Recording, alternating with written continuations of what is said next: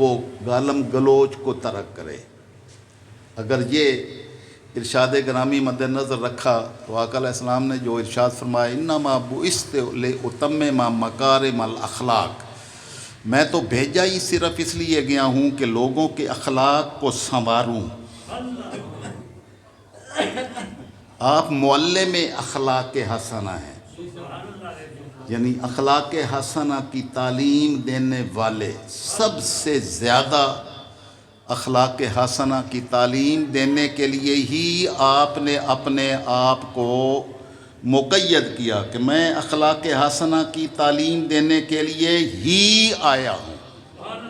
میری بعثت کا مقصد بھی یہی ہے کہ لوگوں کے اخلاق کو سنواروں۔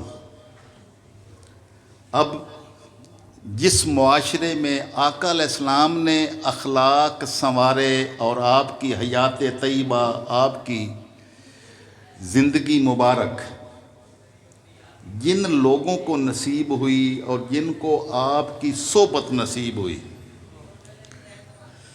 ان سے زیادہ اچھے اخلاق والے لوگ دنیا میں اور کب پیدا ہوں گے؟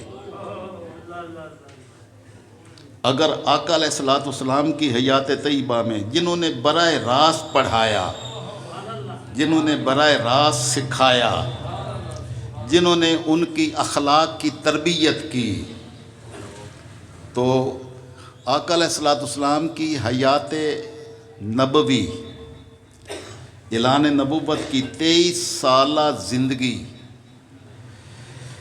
جن لوگوں کے اخلاق سنوارنے کے لیے آپ نے صرف کی، اگر ان کے اخلاق نہیں سنورے تو کس کے اخلاق سنوریں گے؟ تو سارے ان کے اخلاق سنورے، اور اتنے سنورے کہ جس کے ساتھ بھی تعلق جوڑ لیں اس کے بھی سنور جائیں گے۔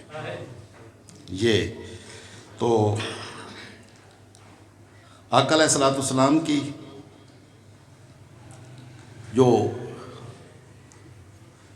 اخلاق حسنہ سے خالی ہو وہ منافق ہوتا ہے، تو اس کو مد نظر رکھیں تو انسان اپنی زندگی میں تبدیلی، اپنے اخلاق کو سنوارنے کے لیے اپنے من میں داعیہ پیدا ہوتا ہوا دیکھے گا کہ میں کہیں دوسرے دائرے میں تو نہیں جا رہا ہوں۔ اور آقا علیہ السلام کا یہ ارشاد گرامی بھی کہ آقا علیہ السلام نے فرمایا لا ایمان لمن لا امانت لہو، جس کی پاس امانت نہیں ہے، یعنی امانت کو امانت نہیں سمجھتا، اس کا ایمان ہی کوئی نہیں۔ وہ اگر لا الہ الا اللہ محمد رسول اللہ لاکھوں بار بھی پڑھے اور وہ بددیانت اور بددیانتی کرنے والا ہو تو اس کو ایمان نصیب نہیں ہو سکتا۔ اور لا دین لمن لا عہد لہو، جس کے سامنے وعدہ کرنے کی کوئی حیثیت ہی نہیں ہے۔ جیسے ہمارے کئی لوگ کہتے ہیں کہ یہ وعدہ کرنا کوئی کون سا قرآن و حدیث ہوتا ہے۔ قرآن و حدیث ہوتا ہے، اس وعدے کو وفا کرنا ہی تو دین کی نشانی ہے۔ اور آقا علیہ السلام نے فرمایا لا دین لمن لا عہد لہو، جو وعدہ وفا نہیں کرتا اس کا دین ہی کوئی نہیں ہے۔ تو یہ ارشاد رسول صلی اللہ تعالی وسلم آنکھوں کے سامنے ہو تو انسان اپنے اخلاق کو سنوارنے کی کوشش کرے گا۔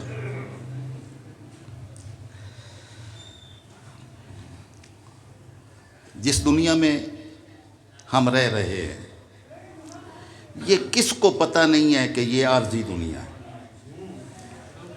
چھوٹا بڑا، عالم فاضل، ڈگری والا، بغیر ڈگری کے، جاہل ہو، جو مرضی انسان ہو، اس کو یہ پتہ ہے کہ میں نے مر جانا ہے۔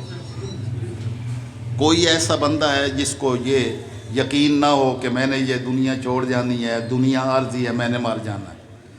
کوئی ایک بندہ دکھا دیں جو یہ کہے کہ میں نے نہیں مرنا۔ ہر بندہ یہی کہتا ہے، اس کا بھائی یقین ہے تو جب اس پر یقین ہے کہ یہ موت سے دو چار ہونا ہے اور جہاں میں جتنے دن بھی گزار رہا ہوں یہ عارضی زندگی ہے، تو عارضی زندگی کو سنوارنے کے لیے ہی تو وہ جھوٹ بولتا ہے۔ اسی عارضی زندگی، عارضی فائدے کے لیے ہی تو وعدہ خلافی کرتا ہے کہ مجھے زیادہ سے زیادہ مال و دولت اور چیزیں میسر آ جائیں۔ اولاد کی خاطر وہ جھوٹ بولتا ہے کہ میری اولاد کو اس سے فائدہ پہنچے گا۔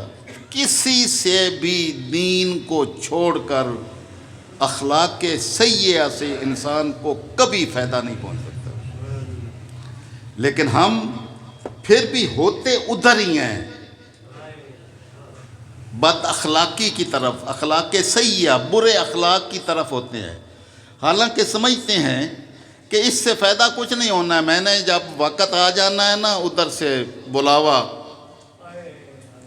تو مالک الموت اور فرشتہ جب وہ روح قبض کرنے کے لیے آئیں گے تو دنیا کی کوئی طاقت بچا نہیں سکتی۔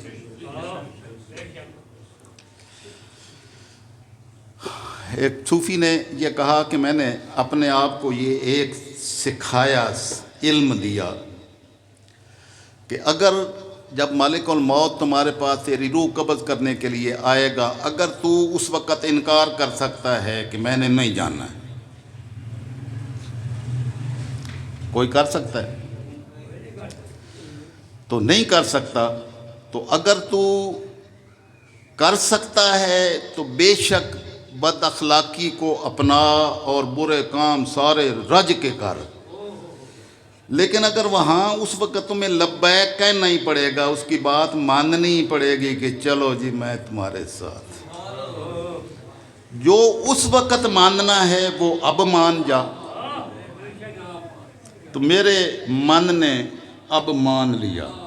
نعرے تکبیر، نعرے رسالت، نعرے حیدری، نعرے تحقیق، نعرے غوثیہ۔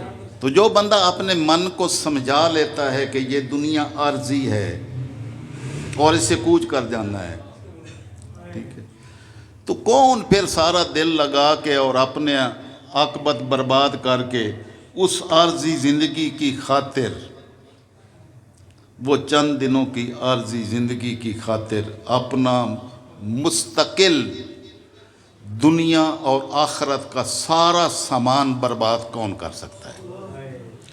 تو من کو یہ سمجھانا بھی اخلاق حسنہ کو سنوارنے کے لیے معاونت کرتا ہے کہ یہ عارضی زندگی ہے، یہ تکلیف میں بھی بسر ہو جائے گی، خوشحالی میں بھی بسر ہو جائے گی، یہ محل میں بھی گزر جائے گی اور سڑک پر لیٹے ہوئے بھی گزر جائے گی۔ میرے والد گرامی نے مجھے ایک نصیحت فرمائی، آپ کو بھی سنا دیتا ہوں۔ مجھے میرے والد گرامی رحمۃ اللہ تعالیٰ علیہ نے فرمایا کہ بیٹا جو محلات میں رہتا ہے، 10 کھانے، طرح طرح کے مرغن کھانے کھاتا ہے، اس کی میز کھانوں سے سجی ہوئی بھری ہوئی ہوتی ہے، اور ایک آدمی بھوکا یا سوکھی روٹی کھا کے گزارا کرتا ہے، تو دونوں کے 24 گھنٹے برابر گزرتے ہیں۔ یہ کبھی نہیں ہوا ہے کہ محل میں رہنے والا کا تو دن گزرے اور سڑک پہ لیٹے ہوئے شخص کا دن نہ گزرے۔ یہ دونوں کا زندگی میں سے ایک دن برابر گزر جاتا ہے، لیکن دیکھنا یہ ہے کہ کس کا اچھا گزرا، کامیاب کون ہوا، اس دن سے فائدہ کس نے اٹھایا، اس 24 گھنٹے سے رات دن سے فائدہ کس نے اٹھایا۔ تو کامیاب وہ ہوا جس کو اللہ اور اس کے رسول کی اطاعت نصیب ہوئی۔ باقی تو ہے وہ دونوں کی زندگی سے ایک دن کم ہو گیا۔ اللہ نے فرمایا والعصر، زمانے کی قسم، ان الانسان لفی خسر، بے شک انسان گھاٹے اور خسارے میں ہے۔ زمانے کی قسم کھا کے انسان کے خسارے میں ہونے کا اعلان کیا کہ یہ زمانہ گزر رہا ہے، ہر روز انسان کی زندگی سے ایک دن مائنس ہو جاتا ہے، اور کبھی نہیں ہوا کہ کسی کا ایک دن مائنس نہ ہوا ہو، ساروں کا مائنس ہو جاتا ہے تو انسان گھاٹے میں جا رہا ہے، زندگی کم ہوتی چلی جا رہی ہے۔ الا الذین آمنوا، لیکن 4 کام کرنے والے لوگ گھاٹے میں نہیں ہیں۔ زمانے کی قسم، یہ سورہ عصر میں پڑھ رہا ہوں، والعصر، زمانے کی قسم، ان الانسان لفی خسر، بے شک انسان خسارے میں ہے، باقی سارے لوگ خسارے میں ہیں۔ کون خسارے سے بچے ہوئے ہیں؟ تو مالک نے فرمایا الا الذین آمنوا، پہلے 4 قسموں والے، 4 کام کرنے والے لوگ اس خسارے اور گھاٹے سے بچ گئے۔ پہلا آمنو، جن کو ایمان کی دولت نصیب ہوئی، وعملوا الصالحات، نیک کام کرتے رہے، اخلاق حسنہ کو اپناتے رہے، وتواصوا بالحق، ایک دوسرے کو حق کی بات کہنے کی نصیحت کرتے رہے کہ یار یہ جھوٹی بات نہ کرنا، غلط بات نہ کرنا، سچی بات کرنا، سچ کا ساتھ دینا، جھوٹ کا ساتھ نہ دینا۔ وتواصوا بالحق، اور چوتھی نشانی وتواصوا بالصبر، ایک دوسرے کو صبر کی نصیحت اور وصیت کرتے رہے کہ یار یہ دن بیت جائیں گے، صبر کا دامن ہاتھ سے نہ چھوڑنا۔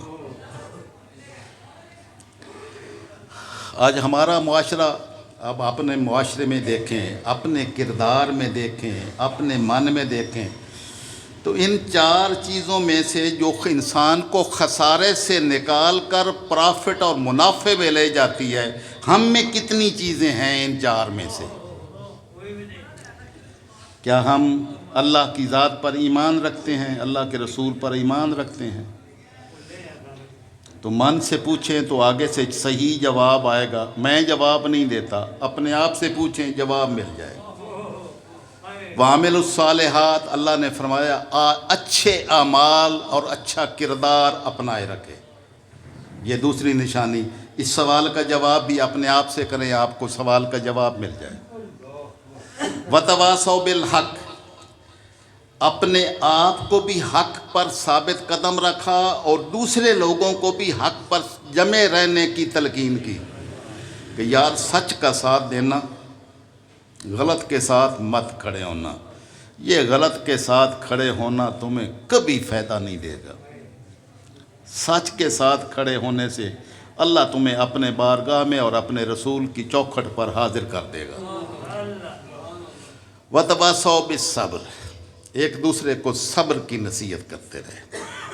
صبر بڑا مشکل مرحلہ ہے، لیکن جس بندے کو یہ پتہ ہو کہ ان اللہ مع الصابرین، جو صبر کرنے والے لوگ ہوتے ہیں وہ اکیلے نہیں ہوتے، ان کے ساتھ اللہ ساتھ ہوتا ہے۔ تو ان اللہ مع الصابرین، ہم میں سے ہر کوئی شخص جانتا بھی ہے، پڑھا ہوا بھی ہے، سنا ہوا بھی ہے، اس حقیقت کا علم بھی ہے، لیکن اس حقیقت کو من میں اتارا نہیں ہے کہ اللہ نے یہ وعدے کیا دیا کہ ان اللہ مع الصابرین، اللہ صبر کرنے والوں کے ساتھ ہے۔ تو جن کو یہ یقین ہو کہ میرے ساتھ میرا رب کھڑا ہے، تو بتائیں اس کو کوئی پریشانی؟ وہ ہر حال میں خوش رہتا ہے، اس لیے کہ مالک نے خوشخبری سنا دی ہے کہ دنیا ساری بھی تمہیں چھوڑ جائے نا تو کچھ نہیں ہوگا، کیونکہ میں تیرے ساتھ ہوں۔ تو جس کے ساتھ اللہ ہو اس کو کسی اور کے ساتھ کی کیا ضرورت ہے؟ بس یہی تصور، یہ سوچ کہ اللہ صبر کرنے والوں کے ساتھ ہے، یہ سوچ انسان کے اخلاق کو سنوار دیتی ہے، اور انسان بس ایسے ہی بھٹکتا رہتا ہے اور جلد بازیوں میں پتہ نہیں کیا کیا کر گزرتا ہے۔ جلد بازی یعنی اس صبر کا الٹ کیا ہے؟ بے صبری، جلد بازی۔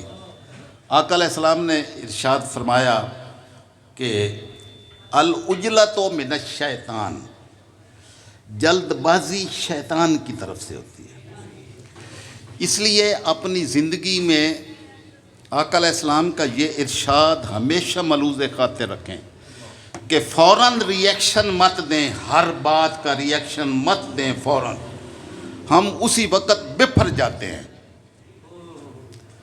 ذرا سی کوئی بات سنتے ہیں تو صبر نام کی چیز ہمارے معاشرے میں ناپید ہو گئی ہے، اسی وقت غصے میں بھر کر فوراً ریئیکشن دیتے ہیں۔ تو آقا علیہ السلام نے فرمایا اس عجلت اور جلد بازی اس کو ترک کر دیں۔ جلد بازی کو ترک کرنے سے انسان میں اخلاق حسنہ جنم لیتے ہیں اور صبر پیدا ہوتا ہے، اور صبر جن کو نصیب ہو تو ان کو اجر کیا ملتا ہے؟ اس دنیا میں اللہ نے فرمایا ان اللہ مع صابرین، اللہ صبر کرنے والوں کے ساتھ کھڑا ہوتا ہے۔ تو آقا علیہ السلام نے فرمایا شیطان اور نفس یہ دونوں ایک ہی چیز کے نام ہیں۔ انسان کے وجود میں شیطان کا بھی ایک نمائندہ ہے اور رحمان کا بھی ایک نمائندہ ہے۔ اللہ کا نمائندہ انسان کی روح ہے جو اچھے کام اور اچھی سوچ کی حامل ہوتی ہے۔ اسی میں ایک انسان کا نفس ہے، وہ شیطان کا نمائندہ ہے۔ اللہ نے فرمایا ان النفس لامارۃ بالسوء، یہ جو انسان کے من میں نفس رکھا ہے یہ شیطان کا نمائندہ ہے، ہمیشہ انسان کو برائی کا حکم دیتا ہے۔ تو جب بھی انسان کسی بات پر فوری ریئیکشن دیتا ہے تو وہ نفس ابھارتا ہے، شیطان ابھارتا ہے کہ فوری طور پر اس کا ریئیکشن دے کے تو اپنے آپ کو خیر سے محروم کر لے۔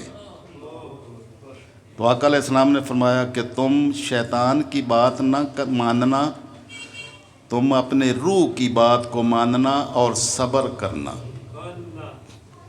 آقا علیہ السلام سے ایک شخص نے پوچھا کہ یا رسول اللہ مجھے نصیحت فرمائے۔ آپ نے فرمایا لا تغضب، غصہ مت ہوا کریں۔ پھر دوبارہ عرض کی یا رسول اللہ کوئی وصیت فرمائے۔ آپ نے فرمایا لا تغضب۔ تیسری مرتبہ پھر سوال کیا، یہی فرمایا لا تغضب، غصے مت، کیونکہ غصہ شیطان کی طرف سے ہے اور غصے میں انسان وہ کام کر جاتا ہے جس پر بعد میں ساری زندگی پچھتاتا رہتا ہے۔ آپ کو معلوم ہے بھائی، جس نے کہا میں نے تمہیں 100 طلاقیں دیں تو اس نے پیار محبت میں دی تھی، غصے میں ہی تو دی تھی، ٹھیک ہے؟ بعد میں ساری زندگی پچھتاتا ہے کہ میں نے یہ کیا کر دیا، بچے رول گئے، اپنی زندگی بھی برباد، ان کی زندگی بھی برباد۔ اگر اس وقت صبر سے کام لیتا اور غصے کو کنٹرول کرتا، آقا علیہ السلام نے فرمایا جس کو غصہ آئے وہ کھڑا ہے تو بیٹھ جائے، یعنی فوراً ریئیکشن مت دیں، بیٹھا ہے تو لیٹ جائے، لیٹا ہوا ہے تو اعوذ باللہ من الشیطان الرجیم پڑھے کہ میں باری تعالیٰ تیری پناہ طلب کرتا ہوں۔ دوسری طرف شیطان کھڑا ہے جو مجھے بہکانا چاہتا ہے، مجھے اپنی حفاظت میں لے لے، تو اللہ حفاظت میں لے لیتا ہے۔ آقا علیہ السلام نے فرمایا ابھی بھی غصہ اگر نہیں ٹھنڈا ہوا ہے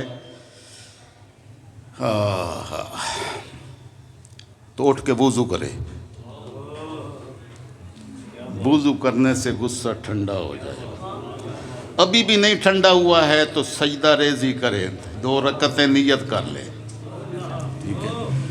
بچاؤ کے سارے راستے میرے اللہ کے رسول صلی اللہ تعالی وسلم نے امت کے ہر فرد کو سمجھا دیا، لیکن اس کے باوجود بھی اگر ہم شیطنت کے راستے پر چلنا چاہتے ہیں تو اس کو بد نصیبی کے سوا اور کیا کہہ سکتے ہیں۔ اپنی اصلاح کریں، اپنے اخلاق کو سنوارنے کے لیے کوشش کریں، دوسروں کے نقص دیکھنے کی بجائے اپنے نقائص تلاش کریں۔ یہ آنکھیں دوسروں کو دیکھتی ہیں اور ان کے عیب تلاش کرتی ہیں، اپنے عیب نظر نہیں آتے۔ اپنے من کی آنکھ کو، جس کو بصیرت کی آنکھ کہتے ہیں، اللہ نے اس آنکھ کے سوا ایک دل کو بھی آنکھ عطا کی ہے۔ وہ دل کی آنکھ دوسروں کی اچھائیاں دیکھتا ہے، اپنی برائیاں دیکھتا ہے کہ میرے اندر کیا خامی ہے، تو اس کی آنکھ سے دیکھا کریں۔ یہ آنکھ دوسروں کی برائیاں دیکھتی ہے، اپنی اچھائیاں دیکھتی ہے، اس سے نہ دیکھا کریں۔ تو اگر دل کی آنکھ سے دیکھیں گے تو اس کو بصیرت کہتے ہیں۔ آقا علیہ السلام نے فرمایا اتقوا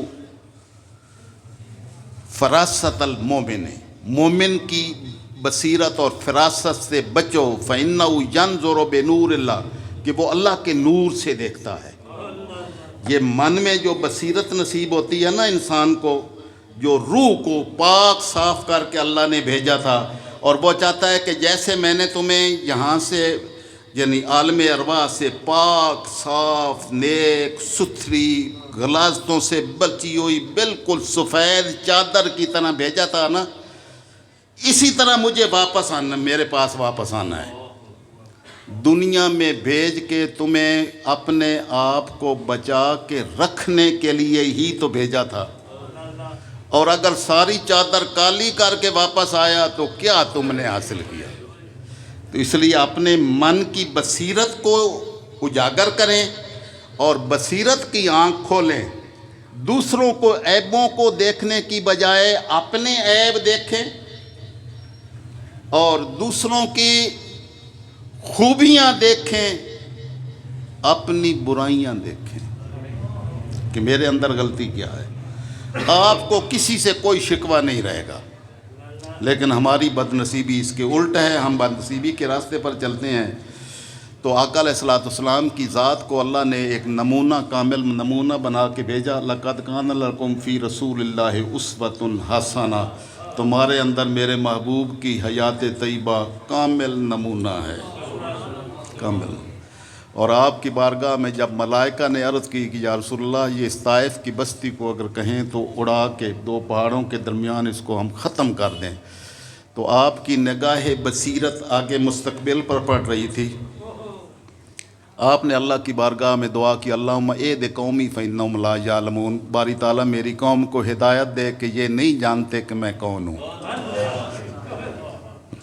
اور آپ نے فرمایا کہ انہی کی اولادوں سے اللہ ایسی نفوس پیدا فرمائے گا جو دین کا جھنڈا لے کر دنیا میں پھیلیں گے۔ نعرہ تکبیر، نعرہ رسالت، نعرہ حیدری، نعرہ تحقیق، نعرہ غوثیہ۔ بس میری یہی بات یاد کر کے جانا، وہ آپ کا آنا، میرا بولنا، نصیحت کرنا یہ فائدہ مند ہوگا، اس وقت فائدہ مند ہوگا جب ہم اپنے اخلاق کو سنوارنے کی کوشش میں مگن ہو جائیں گے اور اپنے آپ میں تبدیلی پیدا کرنے کے لیے کوشاں ہوں گے۔ اللہ رب العزت کی بارگاہ میں دعا ہے کہ وہ ہمارے ظاہر و باطن کو اپنے نور سے اور اپنے محبوب علیہ السلام کی صحبت سے فیض یاب کر کے ہمیں اس کو سنوارنے کی توفیق نصیب فرمائے۔ وما علینا الا البلاغ۔